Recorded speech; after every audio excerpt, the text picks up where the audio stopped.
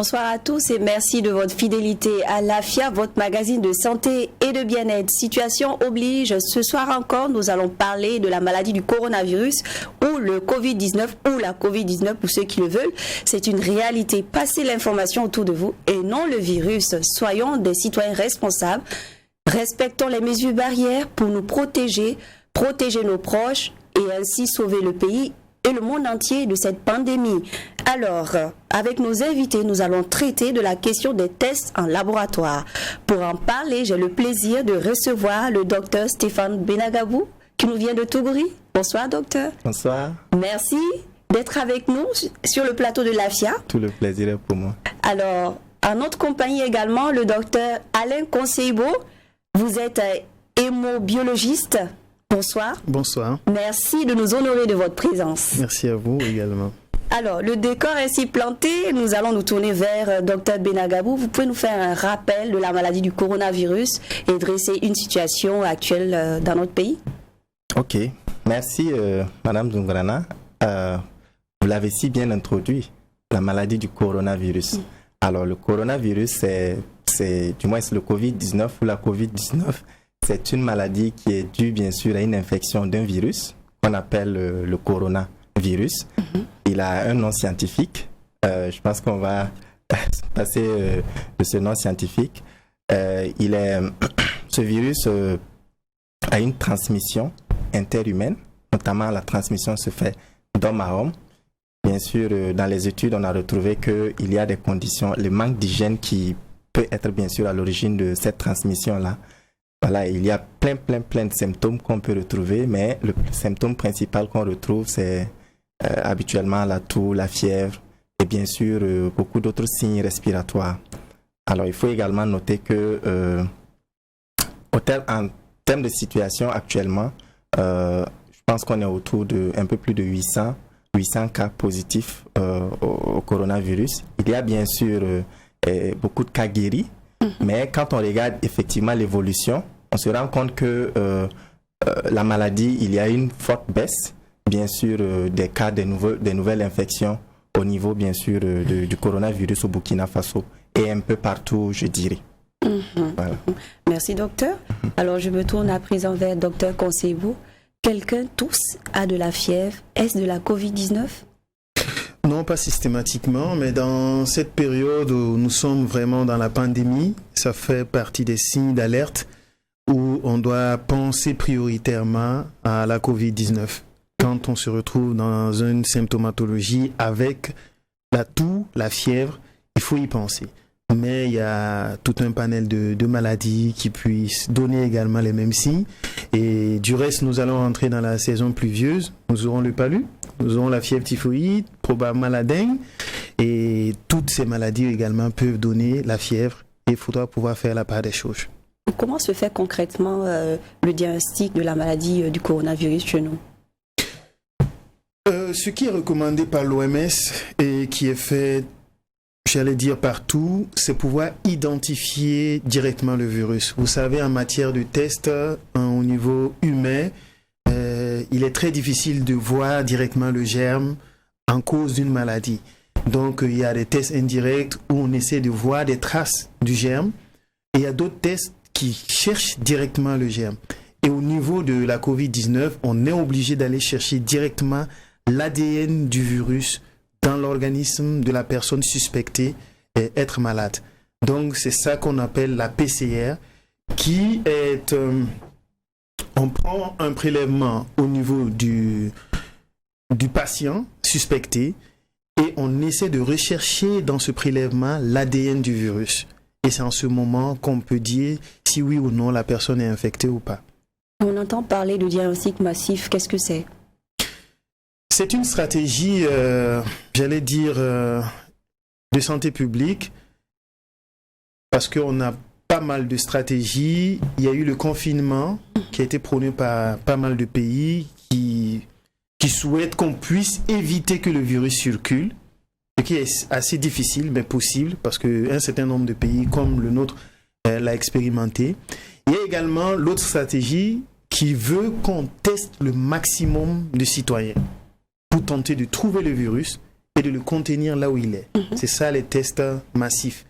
Donc il y a des pays qui l'ont expérimenté, ça a bien marché, mais ça engage également des fonds, du personnel humain, du matériel, des moyens que le Burkina n'a pas forcément pour pouvoir faire des tests massifs. Justement, j'allais vous demander, vous parlez de tests, quelle est la capacité dont on dispose au Burkina Faso?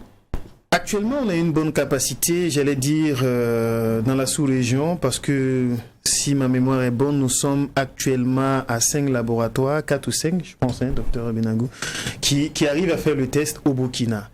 C'est infime comparé à des pays comme la France, qui sont à près de 5000 laboratoires, ou encore l'Allemagne, qui est presque à 10 000, mais... Quand on compare également le niveau des pays, je pense que c'est pas mal parce que déjà, on peut se féliciter d'avoir des laboratoires endogènes. Il y a pas mal, plus de 5 pays en Afrique où ce sont des instituts Pasteur, donc des filiales de l'Institut Pasteur de France, qui peut diagnostiquer. Vous avez vu que même les premiers moments, le premier faux cas qu'on a suspecté avec les Chinois en février, on était obligé d'envoyer à l'Institut Pasteur de Dakar pour diagnostiquer. Mais actuellement, nous avons des laboratoires à Bobo, 3 à Ouagadougou, qui peuvent faire ce diagnostic. On reviendra justement sur ces centres-là, mais avant, alors à ce jour, combien de tests avez-vous réalisé? J'ai pas les chiffres exacts des tests réalisés, mais je pense que depuis que on a ouvert avec... j'allais dire, les centres de Ouaga, on peut au moins multiplier par 6 ou 7 le nombre de cas, puisque déjà un seul patient positif a droit à au moins 3 à 4 tests, puisqu'il est testé régulièrement pour voir s'il est devenu négatif. Et pour pouvoir sortir de l'hôpital, il faut qu'il ait 2 tests négatifs. Donc vous avez au bas mot le premier test qui lui a déclaré positif, et si tout se passe bien, les 2 tests qui vont le déclarer négatif. Donc si on a 800 cas positifs, vous multipliez déjà au minimum par 3, vous avez une idée. Mais ça dépasse énormément cela. Je pense que nous avons dépassé la barre des 50 000. Est-ce suffisant, docteur Benagabou? 50 000 Non, je pense, si je prends par exemple certains pays qui sont à près de 60 000 tests par jour au moment où vous parlez de diagnostic massif, je dirais simplement que c'est pas suffisant. Mais quand on tient compte de la réalité du Burkina et du contexte dans lequel on se trouve, moi je pense que on a fait également ce qu'on pouvait. Donc il faut faire mieux. Tout à fait. Et comment procéder dans ce cas? Je pense que le CORIS, le centre qui pilote cette riposte-là, a opté depuis environ 1 mois d'aller sur, j'allais dire, un test massif à la Burkinabé, qui déjà est axé sur tout ce qui rentre. C'est vrai que ça pose problème avec nos concitoyens quand on parle de cas importés. Donc tous ceux qui rentrent sont systématiquement testés. Et un certain nombre de groupes sensibles, comme les hémodialysés, où on a remarqué qu'il y avait une forte contamination, sont régulièrement testés. Donc il y a des groupes cibles qui sont testés et également toutes les personnes contacts qui sont mis à l'intérieur. Donc on est allé à un niveau massif à la Burkinabé également depuis environ un bout de temps. Donc c'est ça qui fait que... Mais je pense qu'on peut améliorer et c'est pour cela je pense que le gouvernement a décidé que on puisse avoir, et je pense que c'était le souhait quand même de l'ensemble des médecins, des tests dans chaque région. Ce qui allait diminuer quand même toute la procédure de ramener soit à Ouagadougou ou à Bobo-Dioulasso, mais à l'image des autres maladies, le paludisme, le VIH, que dans chaque région, dans chaque hôpital, on puisse faire le test, à la limite pour que ça puisse devenir comme une maladie banale, où n'importe qui puisse faire son test et savoir ce qu'il a, s'il a la Covid ou pas. Décentraliser en fait les Absolument, décentraliser. Combien de cas positifs à ce jour? 800, je pense... un peu plus de 800. Un peu plus de 800, voilà. Parce que déjà dans les projections mathématiques qu'on avait données, je pense qu'on devait être à 855 vers fin mai, et je pense qu'on devait être à 821. Donc, ce qui veut dire que nos mathématiciens ne se sont pas trompés sur la projection qu'ils pensaient avoir comme nombre de cas en fonction de ce qu'on avait au début au Burkina. Y a-t-il des faux positifs, faux négatifs? Oui, comme tout test biologique, ce n'est pas une certitude à 100%, même si la PCR est l'une des techniques les plus sûres en matière de diagnostic. Il arrive qu'il y ait des faux, j'allais dire, négatifs. Voilà, parce qu'au niveau de la PCR, c'est difficile d'avoir un faux positif. Quand c'est positif, c'est positif. C'est surtout quand c'est négatif que ça peut ne pas être négatif. Et ça s'explique par la façon de prélever. Je pense que Dr Stéphane l'avait expliqué. Le virus s'attaque essentiellement aux poumons. Mais pour pouvoir contaminer d'autres personnes, il remonte au niveau des voies respiratoires supérieures. En l'occurrence, la bouche, le nez, de telle sorte que quand vous toussez, vous puissiez le propulser vers d'autres personnes pour qu'ils puissent contaminer. Donc, mais ce que nous utilisons comme moyen de prélèvement, c'est essentiellement au niveau de ces sites. Donc, dans le nez, dans la bouche. Ce qui fait que quand un patient est en rémission, c'est-à-dire en train de guérir, il se peut qu'il n'ait plus de virus au niveau de la bouche ou des narines. Donc un prélèvement peut ne pas trouver le virus. Et en temps normal, si son organisme répond bien, ça doit poursuivre jusqu'au niveau pulmonaire pour que dans maximum 2 semaines, il n'ait plus le virus. Mais pour des situations non encore maîtrisées, il arrive que certains patients n'arrivent plus pas à tout évacuer et après on peut avoir une récidive. Donc c'est ça qui peut donner parfois les faux positifs et négatifs. Avez-vous des conseils pour certains groupes dits vulnérables? Doivent-ils faire le test une fois que quelques signes se présentent? C'est consulter, comme le ministère de la Santé l'a recommandé depuis le début, c'est consulter et ces groupes vulnérables sont connus, tous ceux qui ont des comorbidités, diabète, tension et tous ceux qui ont des maladies qui savent que bon, ils peuvent être sensibles, c'est toujours mieux de se prémunir. Déjà, ne pas baisser la vigilance, les gestes barrières, on l'a vu au Burkina, on s'y est pris très tôt, même si aujourd'hui, les gens jugent ou doutent de la maladie, je me dis que c'est peut-être quelque part parce qu'on a réagi rapidement et que ces gestes barrières ont permis de stopper ou de limiter les dégâts de cette maladie. Contrairement à d'autres pays de la sous-région, on a vu ce que ça a pu donner. Mais on commence à ressentir que les gens lâchent. Bon, on voit les dispositifs de lavage de mains, les gens n'utilisent plus. Les masques ne sont pas respectés. Alors que bon, d'autres stratégies, on a des pays qui n'ont utilisé d'autres moyens de lutte que les masques et ça a été efficace. Donc pour ces personnes, je dirais toujours porter son masque, peu importe le lieu, à moins qu'on veut dormir, on soit seul. Avoir son gel hydroalcoolique à portée de main. Donc, si on arrive quelque part, il n'y a pas de savon, il n'y a pas d'eau, bon, qu'on puisse toujours se désinfecter. Et éviter toujours de saluer les gens, d'être en contact, d'être en rassemblement. Voilà, même si dans la communauté, les gens ne veulent pas respecter, vous connaissez votre fragilité, vous essayez de respecter. Parce que jusqu'à preuve du contraire, tous les décès que nous avons eus, pratiquement tous les décès que nous avons eus au Burkina, c'est au niveau de ces personnes cibles avec d'autres maladies. Voilà. Au niveau de Tougouri, vous n'avez pas encore enregistré de cas? Pas pour le moment. Pas pour le moment. Comment arrivez-vous à sensibiliser les personnes dites vulnérables?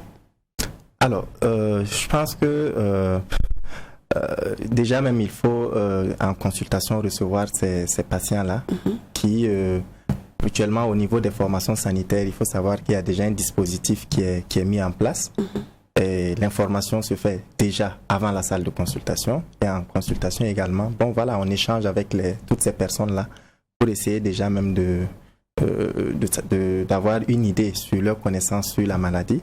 Et ensuite, au décours bien sûr de la consultation, c'est pas seulement remettre l'ordonnance médicale, mais au décours de ça, il faut également ajouter les conseils qui puissent permettre aux patients de pouvoir bien se protéger.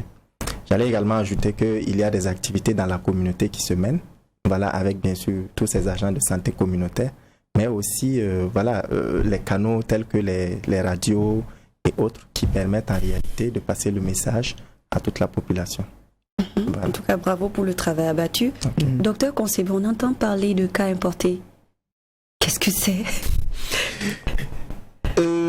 ce qu'il essayait de savoir au niveau de la population, c'est que nous sommes à plus de 2 mois, environ 3 mois, que les frontières sont fermées.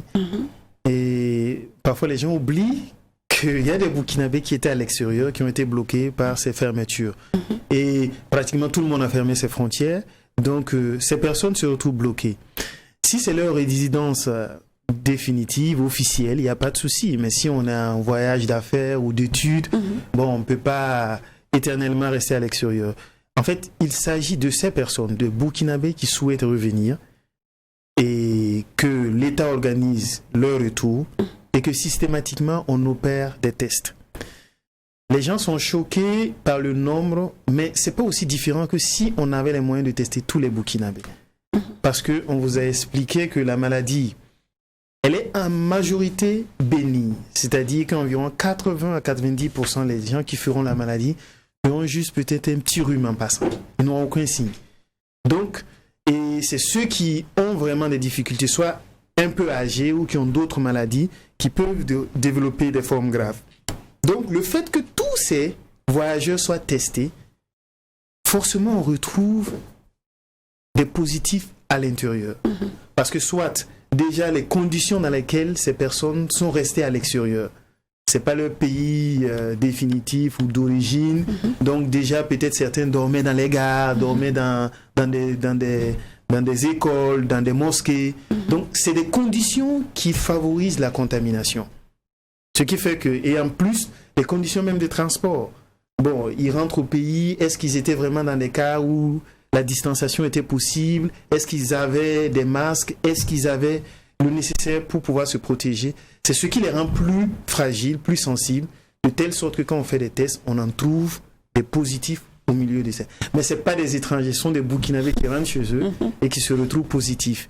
Et dans la majorité également, ce sont des jeunes, donc ils font des cas, des formes bénignes.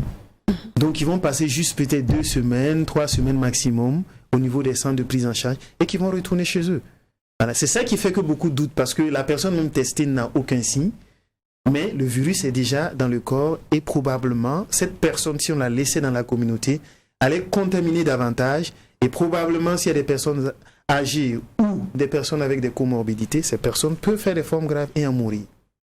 Alors, quand plusieurs personnes ont été en contact d'une personne déclarée positive à la COVID-19, comment arrivez-vous à tester toutes les personnes contacts? C'est pour ça passe de, j'allais dire, de la volonté déjà de celui qui a été testé positif. Et on n'arrive pas à tester tout le monde, mais les recommandations, c'est que dès que vous avez l'information que vous avez été en contact avec une personne déclarée positive, c'est de vous mettre en autoconfinement. En autoconfinement, c'est que déjà, il faut être sûr et comprendre que ce n'est pas parce qu'on a touché une personne déclarée positive qu'on a la COVID-19. Ce n'est pas systématique. On peut ne pas être contaminé. On peut même dormir avec sa femme et ne pas la contaminer. Il faut déjà que les gens comprennent ça. Ce n'est pas parce qu'on a vu que directement on est contaminé. Donc, il faut qu'on puisse observer. Est-ce que vous avez été contaminé? Et on sait que le virus a besoin maximum de 2 semaines pour se développer. Si vous arrivez à vous mettre en autoconfinement durant ces 2 semaines, si vous développez des signes, c'est que vous avez été contaminé. En ce moment, on fait un test. Si vous ne développez pas de signes, ça veut dire que vous n'avez pas été contaminé. Et bon, au bout de 2 semaines, vous ressortez. Voilà. Ok. Alors, est-ce que quelqu'un peut être testé positif puis négatif?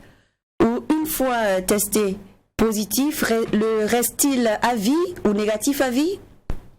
Non, le positif, c'est la présence du virus dans le corps. D'accord. Le négatif, c'est l'absence du virus dans le corps.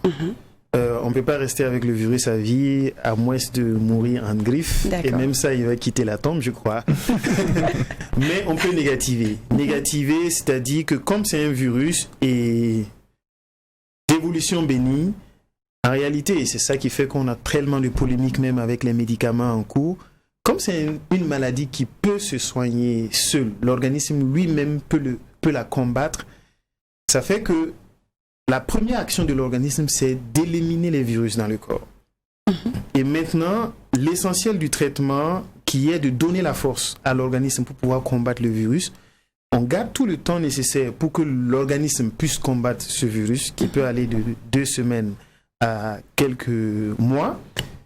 et on teste régulièrement pour voir si la personne a pu combattre le virus. Jusqu'à présent, on n'a pas encore de médicaments qui combattent directement le virus, parce que même la chloroquine dont on parle, les interactions ne sont pas directement sur le virus en tant que tel comme un antiviral. Mais ça agit et ça peut permettre d'éliminer énormément le virus quand c'est pris vraiment très tôt, comme on a essayé de le faire au Burkina. Donc, une personne déclarée positive, ça veut dire qu'il y a le virus dans son corps. Il faut tester régulièrement en fonction de l'évolution pour s'assurer que le virus n'est plus dans son corps. Quand le virus n'est plus dans son corps, il peut être libéré et rejoindre encore sa famille et la communauté. J'ai tantôt expliqué pourquoi il y a des personnes qui peuvent être retestées positives. Il y a plusieurs théories, en l'occurrence une réinfection. Une réinfection, c'est comme le paludisme. C'est pas parce que vous avez fait le paludisme que vous ne ferez plus le paludisme. Tant qu'il y aura des moustiques qui vont vous piquer, vous pouvez avoir encore le paludisme. Mais la différence des virus, l'organisme sait combattre les virus et sait reconnaître les virus. Okay. De telle sorte que normalement, quand vous arrivez à faire une maladie virale et que l'organisme lui-même a pu combattre le virus, ce même virus ne peut plus attaquer l'organisme dans l'immédiat. Je pense que la mémoire les plus courtes, c'est environ 3 à 6 ans. 3 à 6 ans au moins de mémoire que l'organisme a. Et si vous vous rappelez de tout ce qu'on a, varicelle, toutes ces maladies d'enfance que nous avions, vous avez vu que on fait ça juste une seule fois et ça ne revient pas. Oui. Mais jusqu'à présent, pour la COVID-19, on ne sait pas dire si oui, réellement, elle peut être définitivement combattue par l'organisme ou elle peut revenir. Mais la théorie la plus avancée, c'est plutôt des réactivations. C'est pas que c'est un autre virus qui contamine, mais comme je l'ai expliqué, les tests se font avec les sécrétions qui se trouvent au niveau des narines ou de la bouche. Quand il n'y a plus de virus au niveau de ces organes, cela ne veut pas dire qu'il n'y a plus de virus dans les poumons. Et c'est en cela qu'on demande, quand les gens sont libérés, de rester en convalescence, de rester en confinement, au moins 2 semaines, le temps que l'organisme achève le combat pour nettoyer tous les virus. Justement, on a entendu dire qu'il y a des gens qui ont été guéris, puis déclarés à nouveau positifs et malades. Comment vous expliquez cela? C'est ce que j'étais en train d'expliquer tantôt. C'est-à-dire que si ils sont libérés, et durant les 2 semaines, ils n'observent pas le confinement, ils ne restent pas tranquilles, ils essaient de reprendre leurs activités, le virus qui n'a pas été entièrement détruit peut se réactiver et reprendre le dessus sur l'organisme. De telle sorte que quelques semaines après, on peut retester encore ce malade positif. Mais ça, c'est une des théories les plus avancées. Mais comme nous sommes vraiment à l'école de Covid, il se peut qu'on prouve que le virus, on n'en guérit pas définitivement comme d'autres virus qu'on connaît et qu'on peut être réinfecté. Ça, ce serait une très mauvaise nouvelle pour nous parce qu'en ce moment, ça veut dire que l'immunité collective dont on souhaitait pour la plupart des stratégies ne sera pas efficace. Un plus, Dr Binagabou? Je pense que Dr Consevo est venu sur pratiquement tout. C'est juste pour dire que quand il parle d'immunité collective, c'est que vous voyez, nombreux sont les pays qui ont adopté bien sûr le confinement. Il y en a qui dans leur stratégie, n'ont pas adopté ce confinement. Ils ont préféré, bien sûr, qu'il y ait le maximum d'infections. Comme on le disait tout à l'heure, c'est un virus qui n'est pas, en réalité, pour un sujet jeune qui n'a pas de maladie quelconque, n'a pas forcément une répercussion assez grave. Voilà, le jeune il guérit facilement du Covid-19. Donc du coup, certains pays ont adopté cela. Ça veut dire que la population est infectée de façon massive et après, elles guérissent. Elles libèrent le virus de façon simple. Et du coup, il n'y a plus d'infection.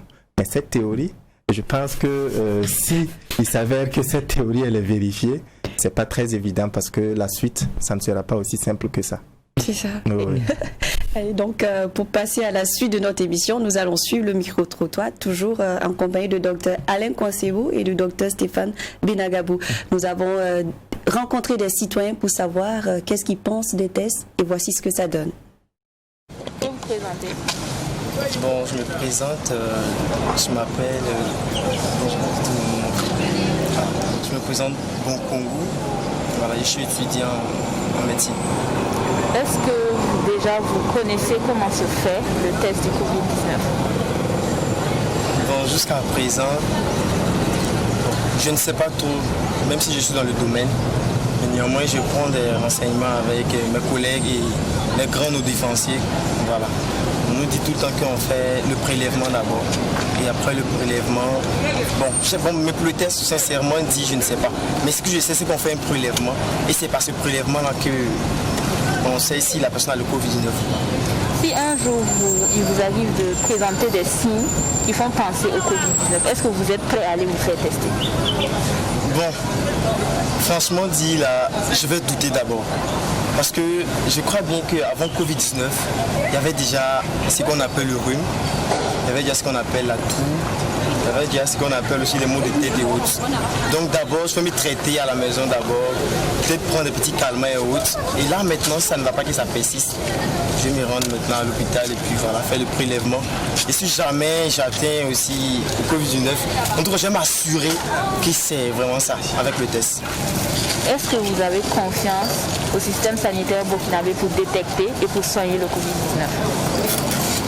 Franchement dit, c'est un peu bizarre, mais je peux dire j'ai confiance, vu qu'on dit déjà que la maladie est, donc j'ai confiance, parce que les médecins ne vont pas aussi nous mentir à ce point. Et voilà, même si déjà on a déjà appris des trucs, voilà, dans les coulisses, et puis vraiment, on était vraiment dans les doutes, c'était un peu bizarre. Mais moi, je me posais beaucoup de questions, étant dans le domaine, vu qu'il y a des amis qui me demandaient, est-ce que c'est vrai, est-ce que réellement Covid-19 c'est la vérité, est-ce que c'est pas aussi un mensonge? J'ai dit, mais bon, franchement, arrêtez tous ces trucs-là, et puis, bon, on dit vraiment qu'il y a une maladie, nous sommes obligés d'accepter en fait, quel que soit la femme, c'est faux, c'est vrai, on doit vraiment accepter. Donc moi, sincèrement, je n'ai pas dit que je crois à 100%, mais je dirais quand même de mon propre gré que c'est vrai, que la maladie existe.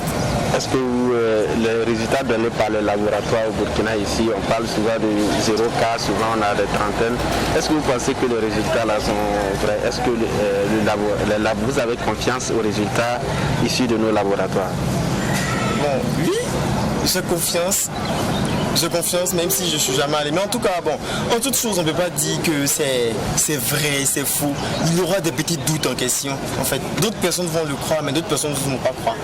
Donc moi, je dirais que même si c'est faux, mais pour la santé de tous, on doit vraiment écouter ce que les laboratoires disent. Même, bon, je prends un exemple. On nous dit aujourd'hui, il n'y a pas de cas. On nous dit demain, il y a des cas. Peut-être que c'est pour dire aux gens aussi de se carter un peu de la maladie, en fait.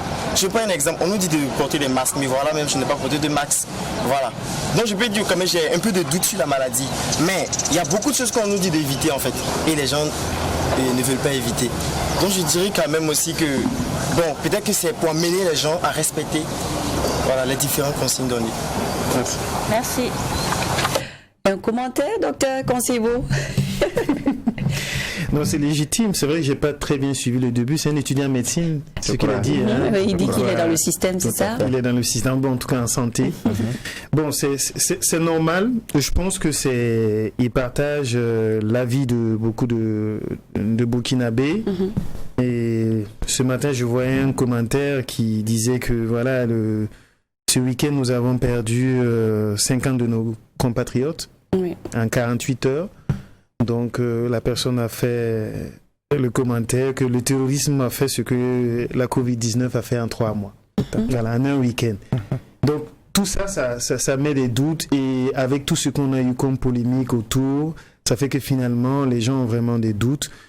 Mais j'aime à le dire, et lui-même il est revenu là-dessus, quand on n'a pas la capacité de pouvoir vérifier, on reste prudent.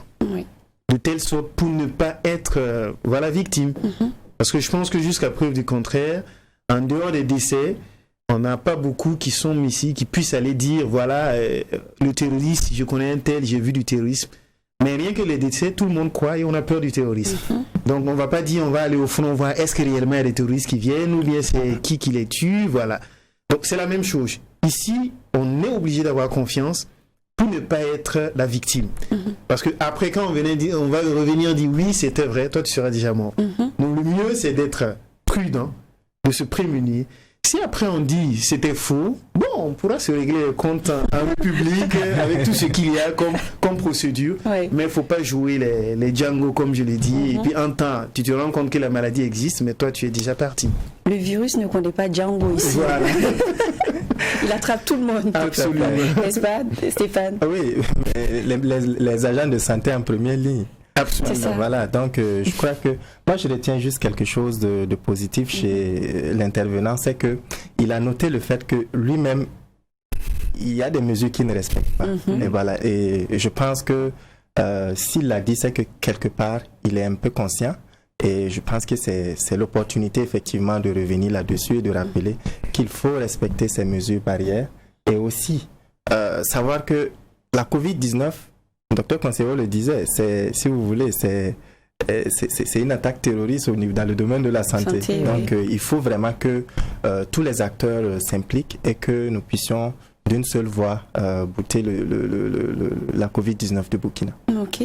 Docteur Conseillot, est-ce que les gens viennent d'eux-mêmes, de manière spontanée, pour faire les tests ou comment la procédure est-elle activée? Non, la procédure est toujours par rapport au numéro vert, le 3535, ou par les hôpitaux, les services de santé.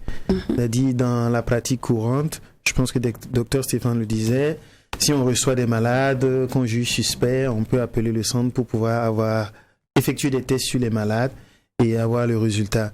Et ceux également qui développent des signes chez eux, voilà, peuvent y aller.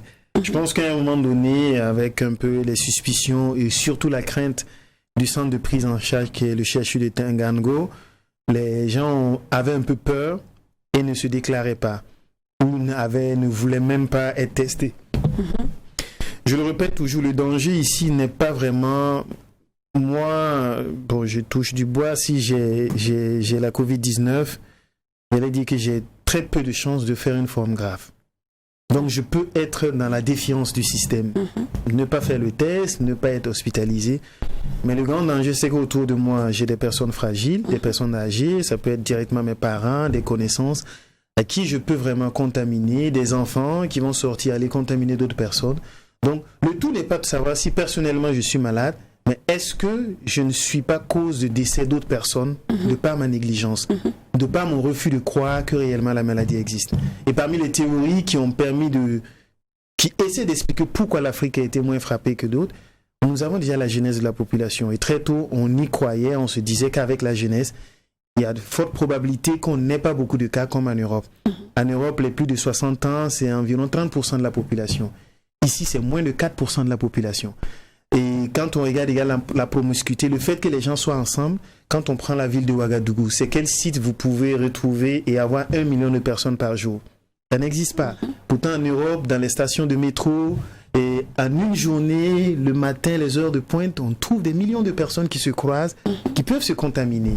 Et également, quand on regarde nos cités, particulièrement la ville de Ouagadougou. Ouagadougou, c'est une ville actuellement qui est 2 fois plus grande que Paris, en termes de superficie. Mais en termes de concentration, ça ne vaut même pas Abidjan. C'est-à-dire, on a tellement de maisons poreuses, voilà, le voisin est loin, on ne se croise pas, on n'est pas dans un HLM, il n'y a pas d'ascenseur ni rien. Donc, toutes ces choses ont contribué à nous protéger, ajouter également à la chaleur. Mais ça ne doit pas être une excuse pour vraiment négliger, parce qu'au Burkina, on a eu quand même une 50aine de personnes qui sont décédées. Et on a eu des cas, des gens qui en ont souffert, qui sont sortis. Et je pense que ça vaut le coup d'être prudent et de ne pas vraiment négliger. C'est bien dit. Alors, comment le résultat est-il rendu? Est-ce par téléphone? Est-ce que vous avez un entretien avec la personne avant le test? Comment ça se passe? Déjà, le test, c'est comme on l'a expliqué, c'est comme tout test, hein, c'est par le biais d'un médecin. C'est le médecin qui a le résultat, c'est le médecin qui demande le test, c'est le médecin qui reçoit les résultats, et c'est le médecin qui communique le résultat à son patient.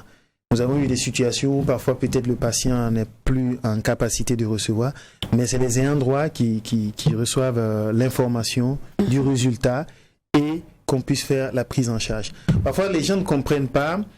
Au niveau de la santé, le secret médical est tel que au laboratoire, on ne sait pas c'est le test de qui on fait. C'est des systèmes d'encodage, surtout pour certaines maladies qui peut entraîner une stigmatisation, une certaine honte ou autre, comme le VIH ou actuellement avec la Covid.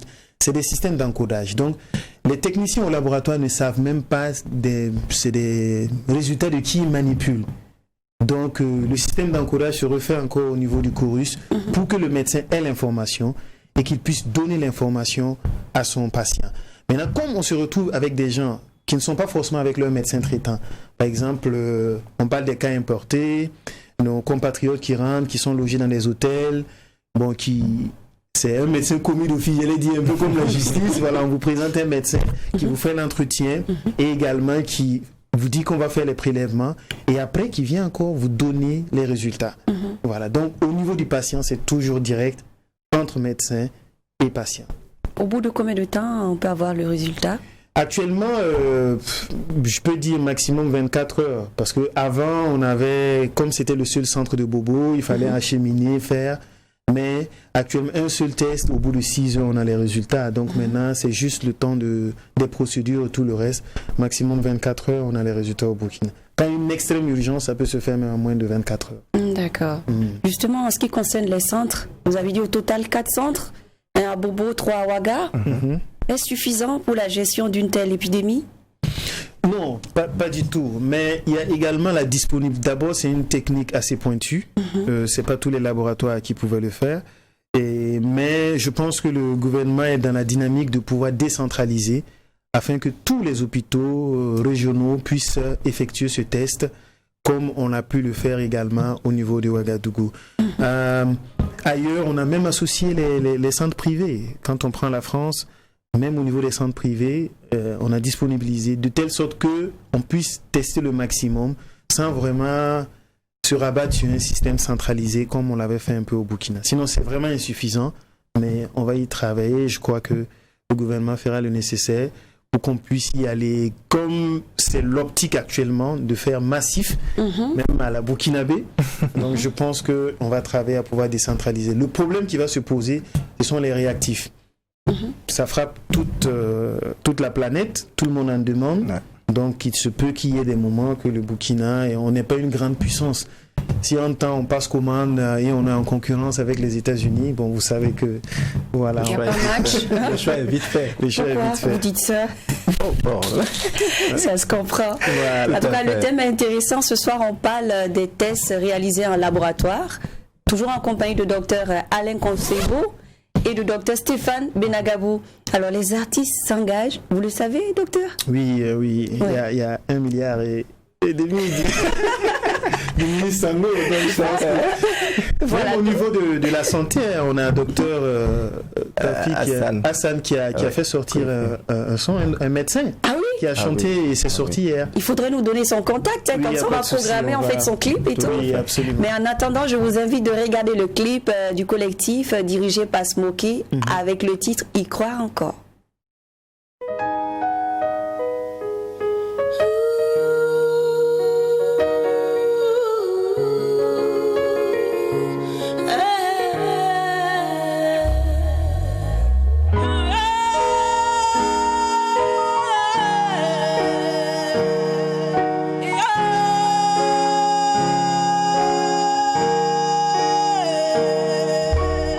Beaucoup sont en vie, beaucoup guériront.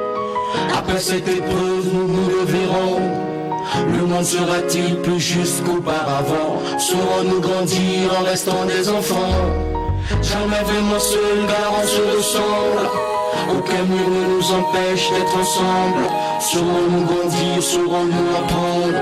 La nature nous aime, saurons-nous le lui rendre? Des millions de masques, des millions d'humains, des millions de gels, des millions de mains. Et dans le tumulte de ces êtres partis, des milliers de braves nous maintiennent en vie. Pour les fantômes de nos âmes perdues, l'essentiel n'est plus le superflu. Réunis par la force d'un destin en commun, nous briserons les liens de ceux qui nous retiennent. Non pas des ombres, non pas si sombres, ne pas se taire. Je te réponds, accepter le temps de se séparer, pour mieux à nouveau se retrouver. Non pas l'amour, mais pas encore, un petit peu d'effort. Une petite crise d'humanité fera le de notre unité. Il suffit que nous soit en quarantaine, qu'on ne puisse plus s'en évader, pour qu'on s'intéresse à ceux qui traînent, et les sans-abri sont relogés.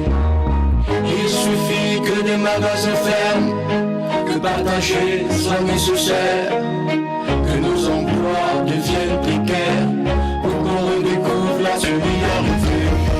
On s'accroche, on perd des proches, mais quand nos vies sont menacées, étonnamment ça nous approche, si bien qu'on se remet à s'aimer.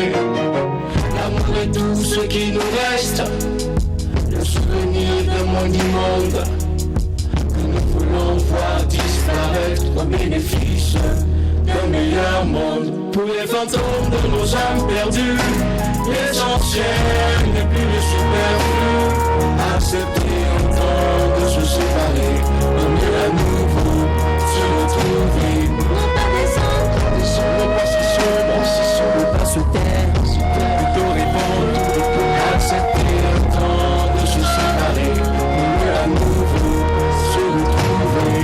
Non pas la mort,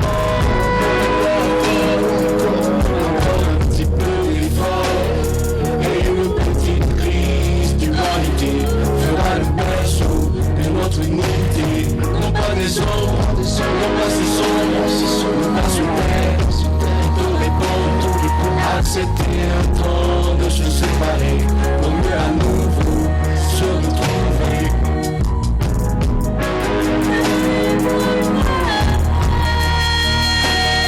Et une petite crise d'humanité fera le berceau de notre unité.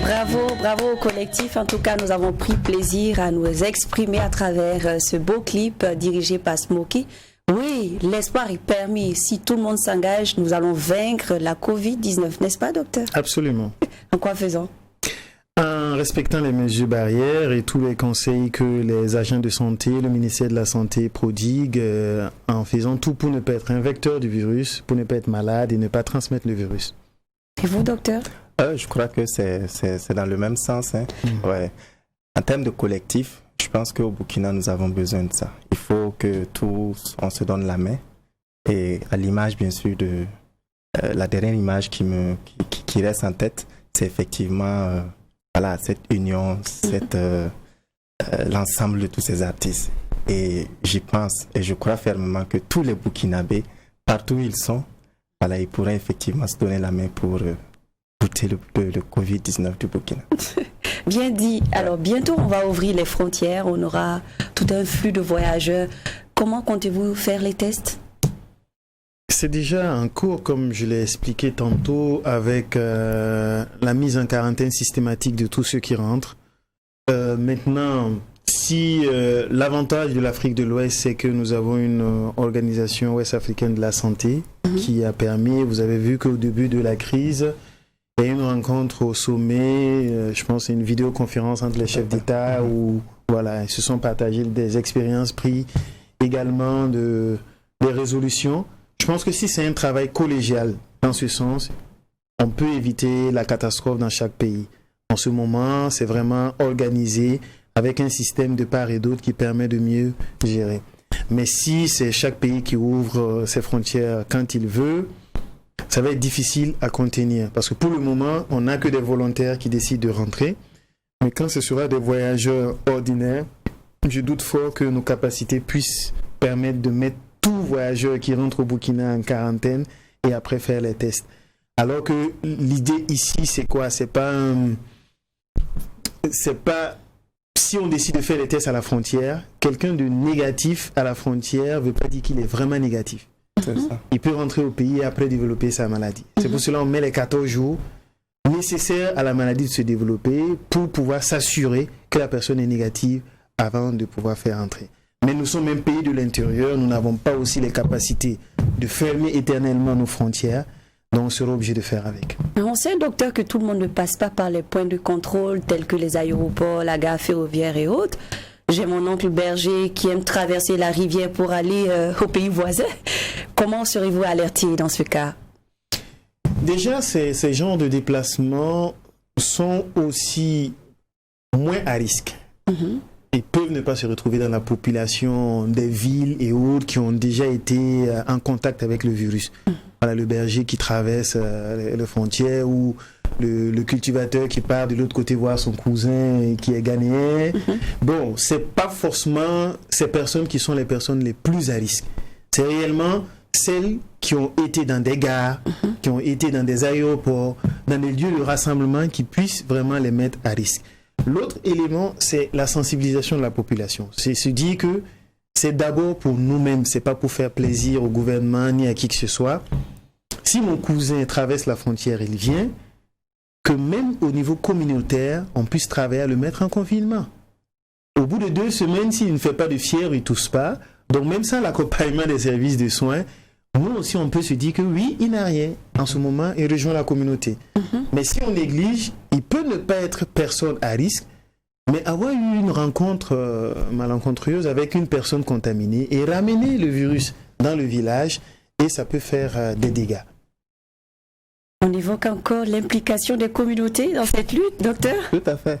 Alors, comment se passe l'anticipation chez vous à Tougouri? Alors, je voudrais déjà revenir sur une question que vous avez posée initialement. C'est par rapport, bien sûr, aux tests, notamment les tests qui se font au Burkina. Déjà, il faut noter que, comme on l'a dit initialement, la COVID-19 est rentrée dans un système classique de surveillance.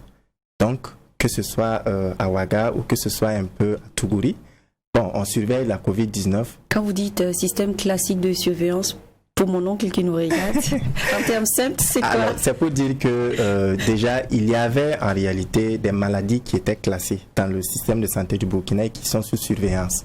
Donc, chaque jour, jusqu'au dernier village du Burkina, quand il y a par exemple cette suspicion-là, c'est transmis au niveau district sanitaire, le district sanitaire qui transmet au niveau bien sûr régional et ça remonte jusqu'au niveau de Ouagadougou. Donc automatiquement, on arrive facilement à retracer ces différents cas au cas où bien sûr une maladie apparaîtrait. Donc la COVID-19 est rentrée bien sûr et fait partie de ces cas de maladie où il faut surveiller.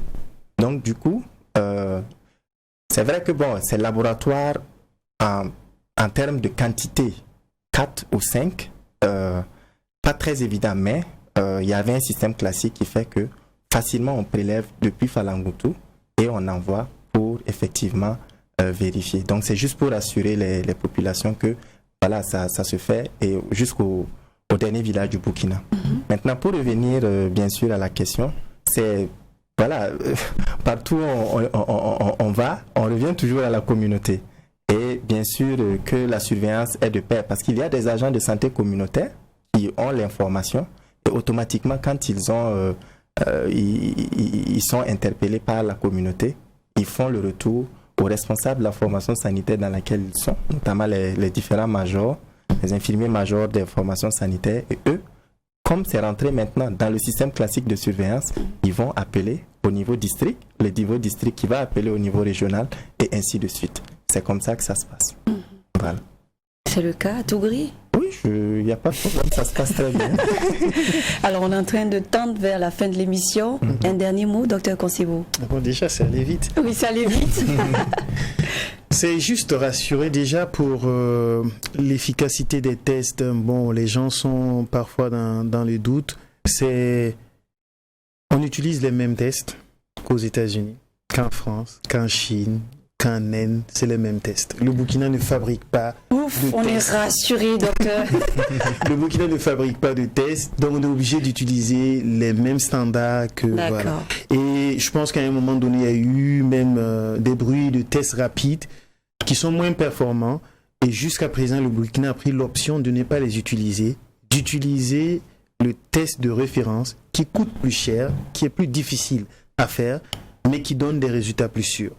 Donc pour cela, si quelque chose n'est pas bon ici, c'est que c'est forcément la même chose dans les autres pays. Donc c'est rassurer la population et qu'on a, je dirais, le pays n'a aucun intérêt actuellement à cacher ou à tricher. Parce que quand on regarde le problème de la maladie, c'est différent de nos petites maladies en griffe que nous pouvons contenir et gérer. Ça crée une psychose mondiale. Imaginez que le monde arrive à contenir la Covid et que le Burkina n'arrive pas, nous serons des pestiférés de la planète. C'est clair. Nous ne pourrons plus avoir de visa pour aller nulle part. C'est clair. Et c'est ça, en fait, le grand défi. Quand on voit le gouvernement courir, les gens ont l'impression non, on fait trop de pub. Non, c'est parce que c'est mondial. Et si le monde arrive à en sortir et vous n'avez pas suivi, vous serez exclus du monde. Parce que tout le monde a peur de la maladie. Et surtout que dans les pays développés où nous partons, ils ont plus de personnes à risque, plus de personnes âgées, donc ils auront peur de nous. Donc c'est vraiment invité à ce qu'on puisse arriver à une situation où la maladie ne serait plus un problème pour que nous puissions nous focaliser sur le terrorisme. Mais tant que nous allons négliger la maladie, il y aura toujours des cas qui vont mobiliser l'attention, les milliards du pays, et en ce moment, nous n'aurons pas assez de force également pour combattre en même temps et le terrorisme et la Covid-19. Merci, docteur. Docteur Benagabou. Oui. Moi, je voulais simplement inviter toutes ces personnes qui ont relâché que le combat est encore sur la table. Il faudrait qu'on se réveille à nouveau. Il faut encore faire ressortir ces dispositifs de lavage de mains. Il faut les laver. Toute cette stratégie de communication, de sensibilisation qui sont au ralenti, je pense qu'il faut encore parler et reparler, communiquer, donner la vraie information à tout le monde, aux populations où qu'elles soient, pour que nous puissions ensemble respecter à nouveau toutes ces mesures barrières. Tantôt, on disait par rapport aux tests, le Burkina a adopté une stratégie pour multiplier le nombre de tests. À la façon burkinabé, d'accord. Mais je pense que ces derniers moments, on a remarqué quand même qu'il y a une multiplication des tests. Et je pense qu'ils sont en train d'arriver, parce que l'objectif, effectivement, c'est d'arriver à 500 tests par jour. Et nous sommes déjà autour de 200 et 300. Je pense que ça va encore multiplier. Donc, c'est pour dire que tous les cas contacts seront testés, tous ceux qui seront suspectés seront testés, et plus on saura combien de personnes sont testées positives, on pourra mieux contenir la maladie, et c'est à l'honneur du Burkina Faso. Voilà. Merci. Merci en tout cas à vous deux. J'aurai le plaisir de vous recevoir encore sur mon plateau. Okay. D'accord. Une prochaine fois. C'est ça. Alors, vous avez compris. Si vous avez encore des doutes, s'il vous plaît, il faut croire que la maladie existe. Ça, c'est la première des choses. Et nous n'avons pas intérêt à être exclus du monde. En tout cas, nous, on adore voyager. On n'aimerait pas qu'on dise que les Burkinabés n'ont plus le droit au visa quelque part. Ça a été un plaisir pour moi de vous présenter cette émission. N'oubliez pas que votre vie compte et celle des autres aussi. Restons en vie, adoptons les bons comportements pour célébrer la victoire et la vie. En attendant, portez-vous bien. Bonsoir.